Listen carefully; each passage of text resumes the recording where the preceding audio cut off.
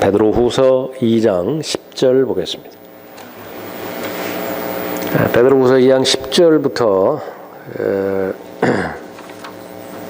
그 마지막 22절까지 우리 죄에 중독된 자들이라는 제목으로 살펴보겠습니다. 2절부터 10절부터 14절까지 받들어 읽겠습니다.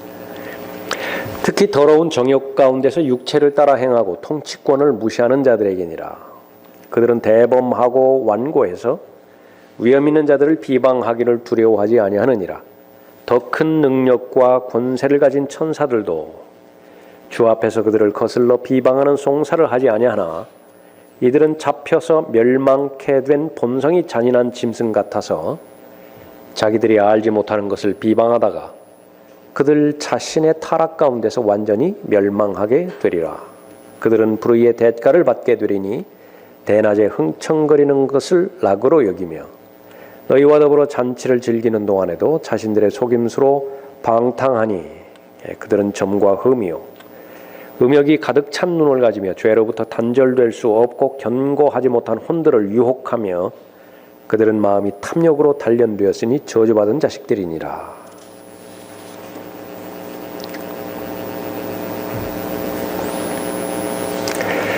사람의 삶의 질을 어렵게 만드는 것은 중독입니다. 내가 원치 않는 것이에요. 그런데 해야만 되죠. 얼마나 어렵게 만드는 것입니까? 뇌에 이상이 생긴 것을 말하는 것인데 뇌 속에 특정한 중독 회로가 생긴 것입니다. 중독은 느낌에 관련된 부분이고 감정에 관련된 부분이죠. 많이 반복했어요. 그것이 생각이 반복되었든지 간에 또 행동이 반복되었든지 간에 많이 반복이 돼서 뇌 속에 있는 신경 뉴런이 일정 방향으로 연결이 되어 버렸습니다. 일종의 길이에요. 오랫동안 길게는 수십 년 동안 반복되어진 그 습관이 그 결과를 낳은 것입니다. 성경에서는 얼마나 많은 좋은 습관에 대해서 격려하고 또 독려하고 있습니까? 하나님께서 원하시는 의의 길이 있죠. 진리의 길이 있죠. 그러나 그 길은 좁은 길입니다. 그렇기 때문에 반복해서 매일매일 그 길을 계속 가라고 명령하시죠. 그 명령에 귀담아 듣지 않고 불순종할 때에 육신이 원하는 길이 있습니다. 마귀가 충동질시키는 길이죠. 세상이 인정해주는 길입니다.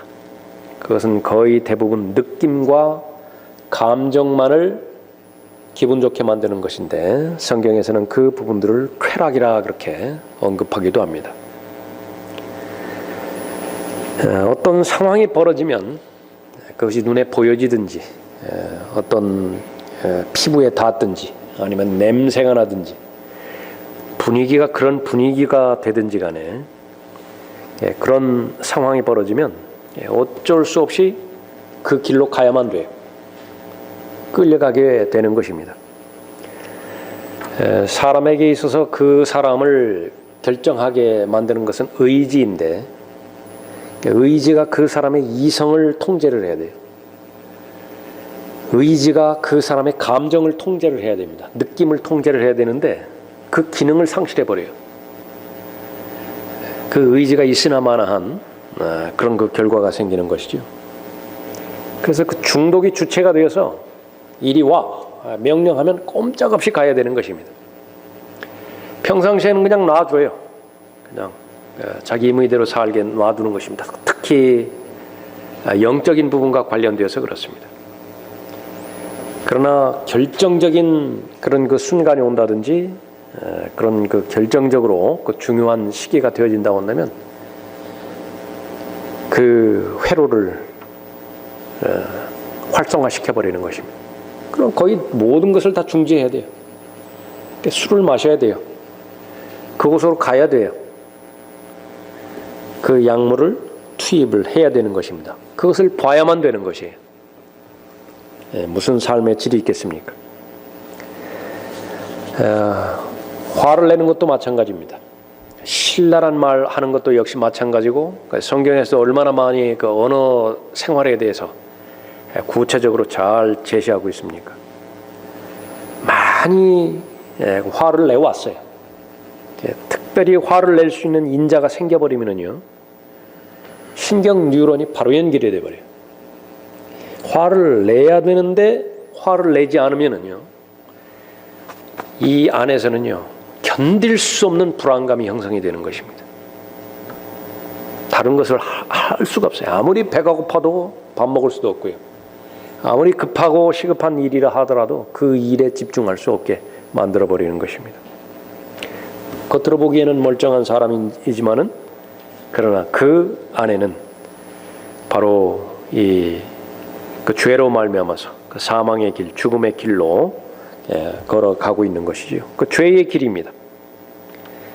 자신의 감정과 욕망을 만족시키기 위해서 성령의 음성은 거부할 수밖에 없어요. 성령 하나님은 전지전능하신 하나님 아니십니까? 그런데도 무기력하게 만들어요. 기어코 그 말을 뱉어내는 거예요. 아무리 성령에 대한 지식이 있다 하더라도요. 무서운 것입니다. 양심의 기능은 어떤 기능이 있습니까? 사람답게 살라는 것이죠. 근데 중독이 되어져 버리면 이 양심의 기능이 화인 맞아 버립니다. 있으나마나한 것이 본문에 이제 나오게 되겠지만은요, 아주 잔인한 짐승의 본성이 있다고요. 그 양심과는 상관없어요. 그 짐승 보고 짐승에게 양심을 기대한다고 한다면 이상한 사람이죠. 사람에게는 정상적으로 양심을 기대해야 돼요. 그러나 양심이 없어요.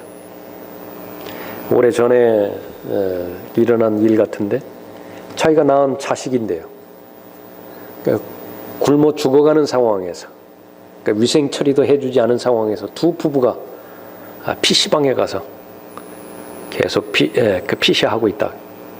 그 나중에 죽었어요. 그 양심 있는 부모라고 그렇게 할 수가 없겠지요. 사탄은 왜 그 사실들을 모르겠습니까? 그러니까 마음속에 의의 길을 가지 못하도록, 진리의 길을 가지 못하도록 더러운 감정과 악한 생각들, 의지를 전혀 발휘하지 못하도록 거절하지 못할 그런 그 감정들을 넣어주지요.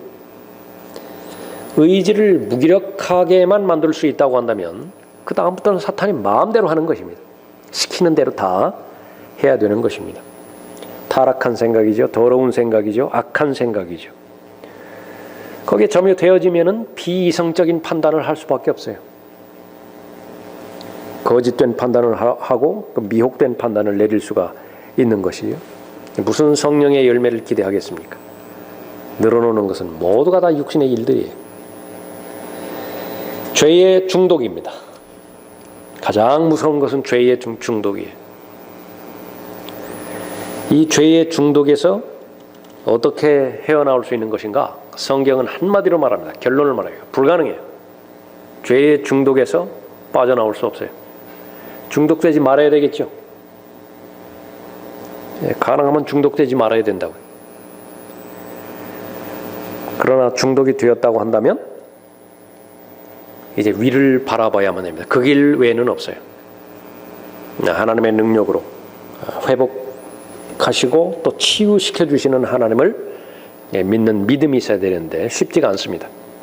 지금까지 많은 반복을 통해서 죄에게 중독되었으니만큼 어찌 보면은 그 죄에 중독 되는 그 시간만큼 요할지도 몰라요.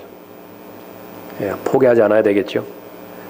간절한 마음으로 진정한 자유, 진정한 해방을 위해서 하나님 앞에 부르짖어야 되겠죠. 그 부분으로부터 헤어나지 못하면 하는 모든 것들이 부질없어요. 마귀는 결정적으로 열매를 땄는 순간을 알지 않습니까? 그 순간을 절대로 방치하잖아요. 바로 직전에 이 중독 회로를 가동시켜버린다. 지금까지 했던 일들 모두가 다 무산시켜버리는 거예요. 그 선두에 선 자들이 바로 거짓 교사들입니다. 거짓 교사들은 자신들이 죄에 중독된 자들이면서 동시에 자신에게 자신이 접하는 모든 사람들, 목표는 하나입니다. 죄의 길을 따르게 만드는 것이. 그래서 자신은 물론이고 자신과 관련된 모든 사람이 죄의 종으로 살아가게 만드는 것이죠. 사탄의 사주를 받은 자들이에요. 그런데 그것이 모든 그리스도인 안에도 그 성품과 속성이 그대로 있다라고 하는 것이 가장 암울한 현실입니다. 그것을 우선적으로 알아야 돼요. 그래서 오늘 본문 말씀을 통해서 살펴볼 때에 간략하게 살펴볼 것이지만은요, 이 모든 부분들은 내 육신의 성품 안에 그대로 다 들어있는 것이에요. 다만 가동이 되지만 않았을 뿐이에요. 한 번 걸어가고 두 번 걸어가고 그럼 거기 길이 나버려요. 거기에 회로가 형성이 되어져 버립니다. 그러니까 그것을 계속해서 경고하는 것이죠. 절대로 이런 죄에 중독된 영역이 없어야 되겠고, 혹 중독의 위험성이 있다고 판단되어지는 경우에는요, 다른 어떤 것보다도, 그러니까 다른 것들은 지금 기도할 그런 형편이 안 돼요. 그건 사치라고요. 자신이 죽게 됐는데 무슨 다른 일들을 해요. 자신이 살아야 되죠. 그런 부분에 있어서 가장 우선적으로 하나님 앞에 기도 제목을 가지고 나서 살려주시라고, 해방시켜 주시라고, 이 마귀의 소나기로부터 풀어주시라고 그렇게 간구를 해야 되겠죠. 죄에 중독된 자들, 죄의 길을 따르는 자들입니다. 첫 번째로 쾌락을 사랑하는 길을 따르는 자들이에요. 오늘 이건 10절부터 14절까지 본문입니다. 다른 말로 하면 육신의 길을 따라요. 이 사람들은 제일 대표적으로 하나님을 두려워하지 않는 사람들입니다. 10절에서 그랬죠. 대범하고 완고한 사람이에요. 그 위험 있는 자들을 비방하기를 두려워하지 않아요. 모든 권위와 권세는 하나님으로부터 나왔죠. 아무리 작은 권위라 하더라도 하나님께서 주신 권위, 가정의 권위를 주셨죠. 남편의 권위를 주셨고 부모의 권위를 주셨어요. 교회의 권위를 주셨다고요. 목자의 권위를 주었고, 각각 그리스도인의 개개인의 권위가 있다고요. 형제들로서의 권위가 있잖아요. 함부로 하면 안 돼요. 그럼에도 불구하고 죄에 중독된 그 길을 따라가는 자들은요, 제일 먼저 자기중심이 되어서 육신의 본성대로 행해버리는 거예요. 자기가 보는 대로 느끼는 대로 자기 눈에 올바르다고 판단해버리면 그대로 실행해버리는 것입니다. 그런데 그것이 무엇이냐?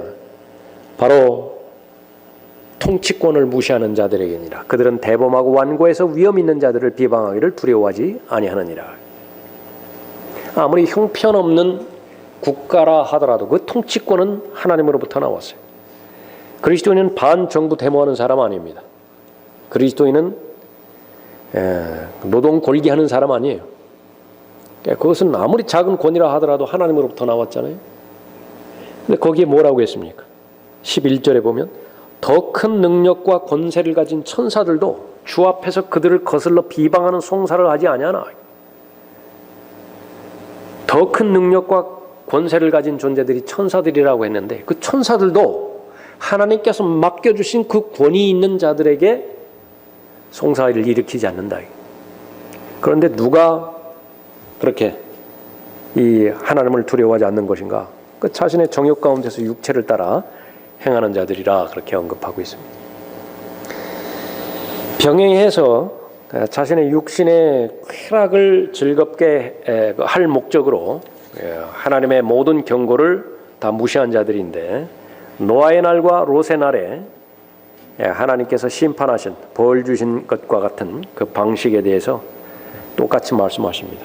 10절에 나와 있죠. 특히 더러운 정욕 가운데서 육체를 따라 행하고 통치권을 무시하는 자들에게니라. 독일에서는 동성애가 합법적으로 받아들여졌습니다. 국가적으로. 독일은 국가교회죠. 거기에서 성직자의 권한을 받으면은요, 국가에서 월급을 받게 되어지는데 동성애 결혼 주례를 행해야 돼요. 그러지 않으면은 범법 행위입니다. 그러니까 이미 실현이 돼 버렸어요. 그렇게. 그러니까 그것은 이제 처음 조짐에 불과한 것이고 계속해서 확장될 것이죠. 간통죄 그 폐기부터 시작해서 사람들이 원하는 것은 성적으로 마음껏 할 수 있는 여건을 보장해달라.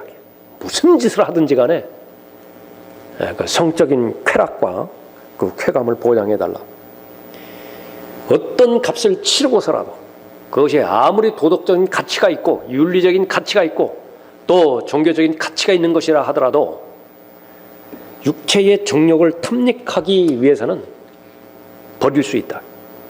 그것을 사회가 받아들이는 것입니다. 교회들도 받아들이는 것입니다. 영적인 숨통을 끊어버리는 거죠. 그러니까 여기까지 왔을 때에 바로 더러운 정욕 가운데서 육체를 따라 행하는 자들이라 그렇게 말하고요. 불의한 자들이라 그렇게 말하고 본성이 잔인한 짐승 같다 그렇게 언급하고 있습니다. 짐승이 사는 법은 정글의 법칙입니다. 약육강식이죠. 철저하게 자기밖에 없습니다. 자기 보존을 위해서 살아가고 자기 만족을 위해서 살아가고 자기 번식을 위해서 살아가고 그 외에는 전혀 관심이 없어요. 그러니까 자기 집중해서 살아가는 것입니다. 그런데 이 모든 부분들은 구원받지 못한 자들의 특징이에요. 뿐만 아니라 죄들에 중독된 자들의 모든 특징입니다. 자아를 실현시키기 위해서 철학을 가져오기도 하고요. 자아를 실현시키기 위해서 종교를 가져오기도 합니다. 종교의 내용은 무엇이에요? 역시 마찬가지요. 자기 만족을 위해서 비는 거예요. 안정된 삶을 위해서 비는 것이죠. 자손 평안하게 해달라고 자기 번식을 위해서 비는 거예요. 법당이나 예배당이나 남미 호랭개교당이나 다 있다고요. 그냥 무엇 때문에 그러면 예배당에 나와서 그렇게 비는 것이냐? 그 차이점을 찾을 수 없게 만드는 것이 바로 죄에 중독된 자들이 걷는 죄의 길이에요. 원하는 것이 다 그것뿐이라고 한다면 멸망하는 짐승과 같다고 말씀하셨죠. 그래서 이 땅에서 성취하는 모든 것들이 그냥 잘 살고 위험으로부터 보호받는 상태에서 잘 생존하고 가능한 한 고생하지 않고 이마에 땀 안 흘리고 말이죠. 편안하게 살고 배고픔과 목마름, 옷 입는 거, 거주지 이 정도 해결하고 또 자신의 가족을 부양하고 그것이 다라고 한다면 성경은 딱 잘라 말해요. 그냥 짐승 같은 삶이에요. 통치권을 무시하는 자들, 죄에게 중독된 자들이죠. 대범하고 완고하여 위험 있는 자들을 두려워하지 않는다고 말하고 있습니다. 저주받은 자들이라고 말합니다. 14절 보십시오. 음욕이 가득 찬 눈을 가지며 죄로부터 단절될 수 없고, 다른 말로 하면 무엇이라고요? 중독이에요. 중독. 술로부터 단절될 수 없고 중독이에요. 담배로부터 단절될 수 없고 중독이라고 해요. 인터넷으로부터 단절될 수 없고 중독이에요. 죄로부터 단절될 수 없고 견고하지 못한 혼들을 유혹하며 그들은 마음이 탐욕으로 단련되었으니 저주받은 자식들이니라. 아무런 양심의 거리낌도 없다. 조심해야 돼요. 여러분 가운데 반복되이 습관적으로 짓는 죄가 있어요? 계속 같은 것을 가지고서 자백하는 그 죄가 있습니까? 거의 중독에 가까웠어요. 아니, 중독되었을지도 몰라요.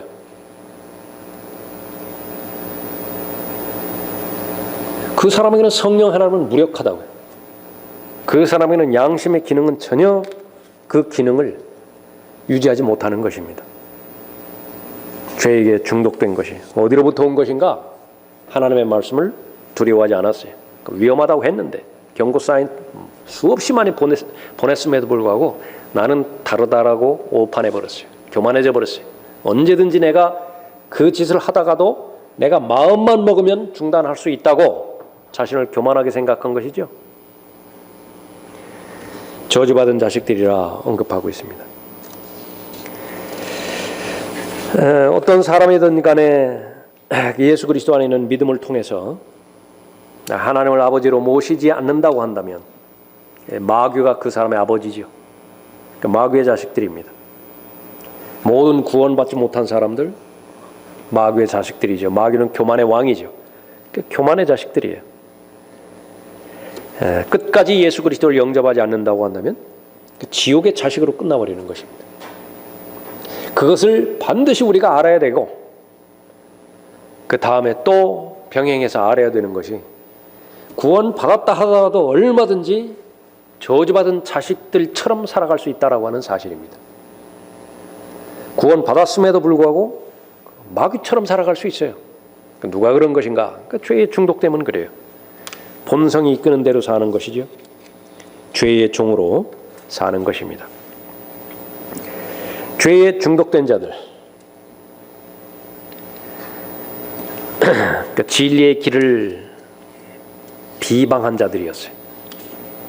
의의 길을 고의로 거부한 자들이었죠. 남는 것은 죄의 길밖에 없습니다. 죄를 사랑했기 때문에 죄의 길을 따를 수밖에 없죠. 그런데 결과는 종으로 살아가는 거예요. 노예로 살아간다고요. 자기가 주인이 절대로 아니에요. 자기가 좋아서 하는 거 아니에요. 죄의 종으로 살아가는 것이죠. 그 죄에 중독된 자들은 어떠한 삶을, 어떠한 길을 따르는 것인가? 죄의 길을 따르는 것인데, 두 번째로 돈을 사랑하는 길을 따라요. 15절을 보십시오. 그들이 바른 길을 버리고 빗나가서 부올의 아들 발라암의 길을 따르는도다. 그는 불의의 삭을 사랑하였으나 자기의 죄악으로 인하여 책망을 받았으니 말 못하는 나귀가 사람의 음성으로 말하여 그 선지자의 미친 짓을 막았느니라. 이들은 물 없는 샘이요 폭풍에 밀려다니는 구름이니 이들을 위하여 흑암의 안개가 영원히 간직되어 있느니라. 그들은 헛된 말로 자랑하며 잘못된 생활을 하는 자들에게서 온전히 피해 나온 자들을 육신의 정욕과 더 많은 방탕함으로 유혹하며 그들에게 자유를 약속하나 자기들 자신은 타락의 종들이니 누구든지 정복을 당하면 그는 정복한 자의 종이 되는 것이라. 돈을 사랑하는 길, 바른 길을 버린 결과이죠. 예를 들어서 이 거짓 선지자, 그러니까 대표적으로 발라암을 다시 한번 제시를 했습니다. 대표적으로 불의의 삭을 사랑한 사람이에요. 불의를 사랑한 것이 아니라 불의의 삭을 사랑했다고요. 진리를 반대하는 것 아닙니다. 하나님을 대적하고자 하는 것이 아니에요. 그런데 그러한 과정 가운데서 돈을 바라는 거예요. 설교를 하고 그 결과 돈의 마음이 있어요. 목양을 하는데 하나님께서 맡겨주신 양무리들을 맡아서 책임을 다하는 것인데 그 동기가 돈이에요. 그 더러운 이익이 있다고요. 모조리 다 죄에 중독된 자들입니다. 그러나 이 부분들은 너무 교묘하기 때문에 드러나지 않아요. 심지어 죽을 때까지 그 주변의 사람들 모를 수도 있습니다. 본인만 알아요. 본인이 책임져야 된다고요. 발라암은 민수기 22장부터 기록되어 있는 이방인 선지자지요. 다시 말하면 점치는 자입니다. 그냥 무당이에요. 모압 왕 발락이 고용했습니다. 고용된 선지자예요. 목적은 무엇이냐? 이스라엘이 들어오면 안 되거든요. 무섭단 말이에요. 그러니까 저주를 해야 됩니다. 그 목적으로 이 발람을 고용을 했어요. 성경에서는 발람의 잘못에 대해서 유다서 11절에서 나와 있고 나발람의 교리에 대해서 요한계시록 2장 14절에 나와 있고 발람의 길에 대해서 본문 베드로후서 2장 15절에서 나와 있습니다. 그러니까 이 신약 성경에 있어서 거짓 선지자 그러면 이 발람이 대표될 정도로 너무 중요한 부분입니다. 카인의 길이 있고 발람의 길이 있죠. 여러분이 아시는 것처럼 종교 그러면 두 종교라고요. 아벨의 종교가 있고 카인의 종교가 있듯이요. 둘로 나눠진다고요. 하나님께서 받으시는 종교가 있고 거부하는 종교가 있어요. 마찬가지로 발람의 길, 카인의 길 분명하게 잘 알아야 되겠고 그 길에 대해서는 성경에서 경고하는 것만큼이나 두려워하고 무서워해야 됩니다.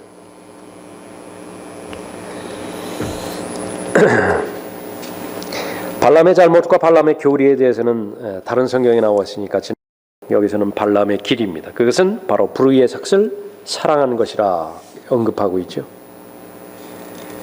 잘못을 저질렀을 때에 그로부터 얻게 되지는 대가, 돈, 그것을 사랑했어요. 그 돈을 받는 일이라고 한다면 하나님으로부터 주신 메시지의 3분의 2를 잘라내버려도 아무 상관이 없어요. 그런데 하나님께서는 이 발람에게 어떤 메시지를 주셨어요? 메시아의 탄생에 대해서 예언하게 하셨다. 얼마나 큰 영광입니까? 자신이 예언을 하는데 메시아의 탄생에 대해서, 예수 그리스도의 탄생에 대해서 예언하게 되는 거예요. 그런데 그것이 전혀 그 사람을 의의 길로 가게 하는데 도움을 주지 않는 것입니다. 하나님께서 자신에게 주신 교훈 가운데 절반을 무시해버렸습니다. 무엇 때문에 그렇게 한 것이냐? 돈 때문에 그렇게 했다. 돈을 사랑하는 것이 모든 악의 뿌리라 그렇게 언급하고 있습니다. 돈 되는 일이라고 하면 무엇이든지 한다. 발람을 미치게 했습니다. 미친 짓이라고 그랬죠. 몇 절인가요? 16절입니다. 그러니까 자기의 죄악으로 인하여 미친 짓을 했다 그렇게 연결이 되는 거예요. 그러니까 죄는 미치게 만들어요. 그 사람을. 성경 전도서 9장에서는요. 미친 마음이라고 기록되어 있습니다. 그 마음이 미쳐버렸어요.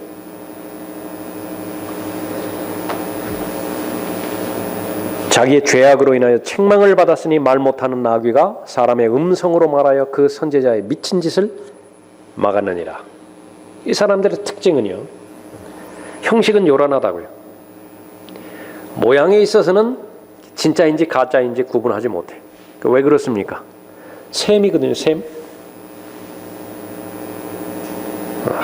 막 목이 말라가지고 기진맥진하고 하는데 이정표가 있다. 1kg 셈이 있다고. 얼마나 기대하는 마음으로 갔어요. 가서 그 두레박이라고 합니까? 그거 내리잖아요. 물 뜨려고. 한참 내려가더니 둔탁한 소리가 나는 거야. 털그럭 하고. 물 부딪히는 소리가 아니에요. 이상한 마음으로 끌어올려 버렸더니 먼지만 가득 나온 거예요. 무엇입니까? 물 없는 셈이에요. 모든 것을 다 바치고 최선을 다해서 거기에 몰입을 했는데 나중에 아무것도 없어요. 패배밖에 없어요. 물 없는 셈이요 폭풍에 밀려다니는 구름이니, 구름이면 비를 내려야 될 텐데 이리저리 계속해서 밀려다니기만 하고 있습니다. 이들을 위하여 흑암의 안개가 영원히 간직되어 있느니라. 흑암의 안개는 전혀 바라는 대상이 아니에요. 그런데 그거밖에 없다고요. 그들은 헛된 말로 자랑하며 잘못된 생활을 하는 자들에게서 온전히 피해 나온 자들을 육신의 정욕과 더 많은 방탕함으로 유혹하며 그들에게서 자유를 약속하나 자기들 자신은 타락의 종들이니 누구든지 정복을 당하면 그는 정복한 자의 종이 되는 것이라. 예수 그리스도의 제자를 삼으라고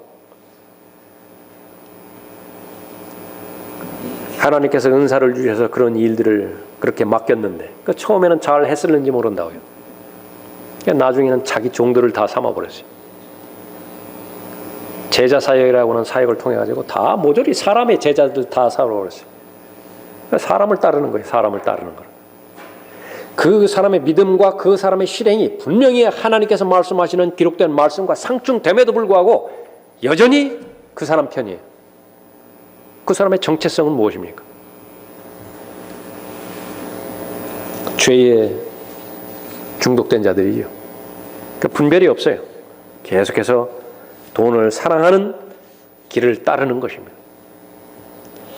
마지막 세 번째로 세상을 사랑하는 길을 따라요. 죄에 중독된 자들, 죄의 길을 따르는 자들인데 세상을 사랑하는 길을 따르는 것입니다. 20절 보십시오. 만일 그들이 주 곧 구주 예수 그리스도를 아는 지식을 통해 세상의 오염에서 피했다가 다시 거기에 말려들고 패배하면 그들의 나중 결과가 처음보다 더 악화되나니 의의 길을 알고 난 뒤에 그들에게 전수된 거룩한 계명을 저버리는 것보다는 알지 못했던 뼈니 더 나았으리라. 그러나 참된 잠언대로 그들에게 이루어진 것이니 개는 그 자신이 토해낸 것으로 다시 돌아가고 또 돼지는 씻고 나서 그녀의 진창 속에서 뒹군다 하였도다. 세상을 사랑하는 길, 배교의 길이지요. 죄에 중독되면 배교의 길을 벗어날 수가 없는 것입니다. 세상의 오염에서 피했다가 한 번의 기회가 있었어요. 주 곧 구주 예수 그리스도를 아는 지식을 통해 예수 그리스도께서 자신을 위해서 무엇을 해주셨는지도 알았어요. 그런데 결정적인 것은요, 영접하지 않았어요. 로드, 그 주인인데 주인. 그 형식적으로 그 주라고 고백만 하면 뭐예요? 이름은 왕이잖아요, 왕. 영국의 왕이 있잖아요, 여왕. 그 이름만 왕이면 뭐하냐고. 그 통치권이 없는데. 일본에도 왕이 있지 않습니까? 천황이라고. 그 통치권은 총리에게 있는데, 정치적인 총리에게 있는데, 무슨 의미가 있어요? 그러니까 명목상의, 그 이름상의 왕이지. 그러니까 예수 그리스도를 똑같이 그렇게 취급해버린 거예요. 그러나 처음에는 잘 알았습니다. 예수 그리스도를 아는 지식이 있었다고요. 예수 그리스도는 삼위일체 하나님이시죠. 창조주 하나님이시지요. 육신으로 오신 하나님이시지요. 그런데 그런 지식이 그 사람을 변화시켜 주는 것이냐? 아니에요. 무엇을 통해서 알 수 있습니까? 마귀도 다 아는 사실이에요. 그거는. 심지어 거기서 두려워 떨기까지 해요. 이 죄에 중독된 자들은 두려워하지도 않아요. 떨지도 않아요. 그러나 마귀들은 두려워 떤다고요. 최종적으로 그들이 가는 곳은 어디입니까? 불못이지요. 멸망으로 그렇게 가게 되어 있는 것입니다. 배교의 길. 다시 거기에 말려들고 패배하지요. 그래서 예수 그리스도를 만날 때의 마음의 자세와 태도는 너무나 중요한 것입니다. 도대체 무슨 마음으로 무슨 동기로 예수 그리스도를 대하는 것이냐, 하나님의 말씀을 대하는 것이냐, 설교를 듣는 것이냐. 얼마나 수없이 많은 사람들이 판단을 목적으로 설교 듣는지 아세요? 자기의 취향에 맞으면 그냥 기분 좋아한다. 그러나 육신을 건드린다고요. 특별히 하나님의 본성이라든지 거룩함에 관련된 교리라든지 이런 부분에 대해서는요. 그러면 그 순간만큼은 자신이 판단자가 되어버리는 거죠.